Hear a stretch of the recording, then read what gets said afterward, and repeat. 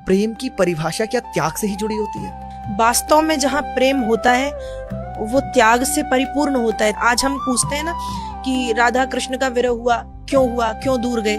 पद्म पुराण कहती है एकद ज्योतिर्भवेद वस्या राधा माधव रूपकौ। एक ज्योति के दो रूप है, राधा और कृष्ण। और ये लीला प्रभु ने दिखाने के लिए या राधा रानी ने दिखाने के लिए दो अलग रूप की विरह क्या होता है, संसार को दिव्य प्रेम क्या होता है, त्याग क्या होता है, समर्पण क्या होता है, वो राधा रानी ने यहाँ पर बताया है। जो प्रेम की पराकाष्ठा है वो भगवान कृष्ण भी नहीं निभा पाए, वो राधा रानी ने निभाया। इसलिए तो दुनिया कृष्ण को पूजती है पर कृष्ण राधा को पूजते हैं। हाँ जी हाँ।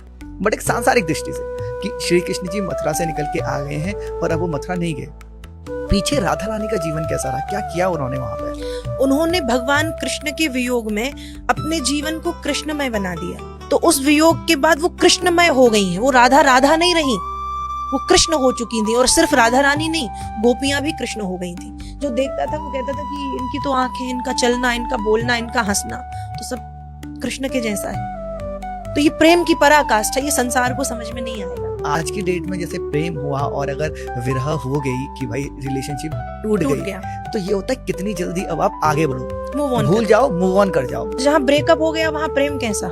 प्रेम में वियोग होता है, प्रेम में विरह होता है, प्रेम में दूरी होती है, पर प्रेम में अलगाव नहीं होता, प्रेम में ब्रेकअप नहीं होता। जहाँ ब्रेकअप हो रहा है वो आपका प्रेम नहीं है, वो मोह है, वो आकर्षण है। और यदि वास्तव में संसार के किसी मनुष्य से आपको प्रेम है ना, तो आप उसको भी भगवान के जैसे मानेंगे, उसमें भी आपको भगवान दिखेगा। तो वो कहते हैं ना, प्रेम परिचय को पहचान बना देता है, प्रेम वीराने को गुलिस्तान बना देता है। मैं आप बीती कहता हूँ औरों की नहीं, प्रेम इंसान को भगवान बना दे।